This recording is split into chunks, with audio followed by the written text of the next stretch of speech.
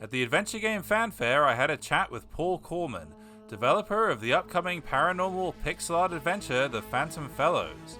Here he is, skillfully putting one of his stickers on my new laptop.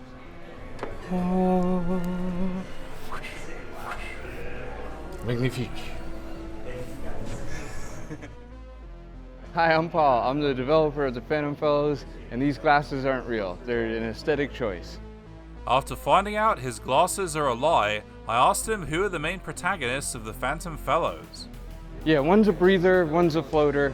I had to come up with breather because it's really hard to say like in a live, like you're always tempted to say like human, but it's like they're both humans kind of, but one's dead. So anyway, yeah, the breather is Oliver and he's alive, and the floater is Engelbert, and he's not alive. They're not related at all. That was one of my like starting notes. I'm like, wouldn't it be funny if they weren't ancestors? There was no relation, and like Oliver's kind of stuck with this one ghost who he doesn't know. Engelbert died. I keep it intentionally vague throughout the game, but he drops hints like he was around during the Gold Rush, mostly because I like the Sierra game Gold Rush. But that also makes him, pretty old enough to be, let's say, wise beyond his years, I guess, obviously as a ghost. And so it ends up developing, not immediately, but sometime around like the third or fourth day in the game onwards, he develops a bit more of like a mentorship over Oliver, where he's trying to help Oliver realize his potential. Becoming less and lesser known secret is that Oliver is basically me. When I started writing the game, I'd always really liked writing and enjoyed like comedic writing and things like that, but I'd never done it for a purpose before, so I basically felt it would be safest to base the main character on myself, so it would largely be my own voice and I'd know exactly how I'd react in situations. So you could probably say Oliver is 95% me, maybe, yeah, 95% me, and that other 5% is the me I wish I was. And then Engelbert the ghost is closer to my own shadow, if anybody watching is into Young, or if not, then the cynical bastard in me. Shocked to discover Paul's cynical bastard side, I asked him if you can play as both Oliver and Engelbert, and what abilities they have.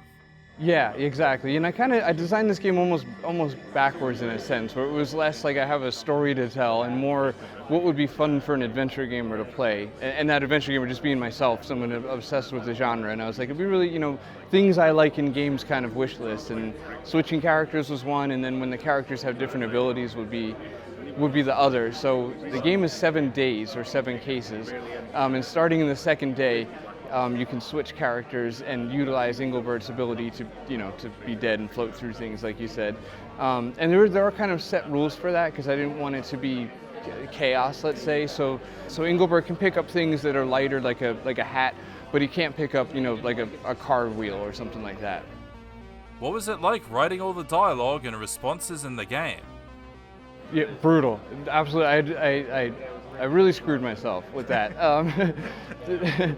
I guess one of my favorite parts of these adventure games growing up was being able to look at everything, especially the Sierra games, or for some reason Space Quest 3 is always my like internal example of this, of just being able to look at everything and get a unique response for kind of everything. So I want that for me. I want people to be able to click on things and get a response for everything. So kind of two birds with one stone. I'm like, I'm going to make everything a hotspot, which I'm able to do because of the perspective of this game, which was pioneered by Darkside. That's somewhat of almost an elephant in the room because it is very much obviously the style of it. And I think to better articulate how is it the style of it, it's the perspective that Darkside used where you don't see the top of a floor. You can almost imagine it as like a stage play where they roll out the cutouts, and it's 2.5D where things are in front of each other, but only to that extent. So anyway, that was the idea, was to have everything be a hotspot, and that does mean writing unique lines for absolutely everything, including Oliver and including Engelbert. And then it's like, well, if everything's a hotspot, then the sky is a hotspot, so that needs a response for look and touch for Oliver and Engelbert. But then the stars need their own, and the moon needs its own. You could spend days just clicking on things and getting lines. How do you get around all the game's locations? Starting in day 3, there's a fast travel map that unlocks, and my idea there was like, growing up, these games always felt like open world games. It might be silly to say, but like playing Police Quest, it felt like I could explore all of Lytton or Lighton. Space Quest 4 with the mall, you felt this freedom to go wherever you wanted, and I wanted to encapsulate that, so I made it so once day 3 happens, fast travel unlocks, and you can go back to previous locations. And the way I handled that was that you never have to go back to previous locations, because that could be a bit overwhelming. To solve this puzzle, do I have to just start going through every place I've ever been? So I was like, all right, how about we'll do it this way? You could stay on location and solve the puzzle, let's say, as intended, or you can travel back to previous locations and usually find an alternate puzzle solution. And if not an alternate puzzle solution, then at least some fresh new dialogue that rewards your exploration. Does the player grow to empathize with Oliver and Engelbert?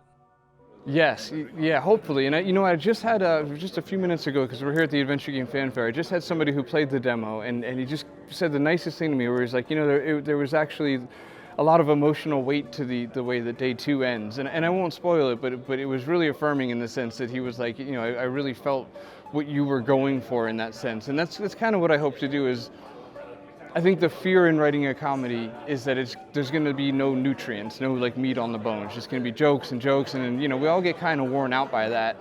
Even when you see like comedic movies, there's usually some sort of conflict or drama, and you kind of need that. It's almost like I equate it to eating nothing but dessert. And after 2 or 3 days of that, you start to feel kind of just sick, and like you just need some protein or something. So that's the hope, is that there'll be some fulfilling moments, and it does tackle pretty serious topics as far as death is concerned, because that's sort of somewhat serious. So yeah. So how does it feel with the release date coming up? Horrifying. Yeah, sick to my stomach every time I say the release date. Just like, ugh. Yeah. So that's. When's the release date? September 27th. Of 2024. Yeah, very quite soon. So it's exciting. I know that I'm not for everybody, so I'm sure that this game isn't for everybody. But I do think that most people will enjoy it. Will find it charming and funny, or whatever the case may be.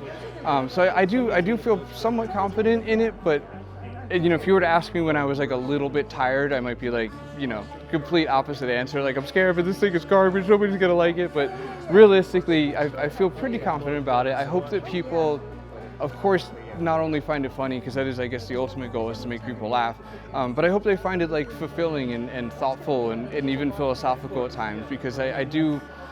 The other element is that I made this game as almost like a legacy for my kid, and so what that means is like having the ghost give advice to Oliver, to the alive guy, to the breather, and have that advice be things that like I really want my kid to know, and things that I found really important and that would help him reach his potential. So hopefully there is that other element of kind of wholesomeness and fulfillment. Yeah.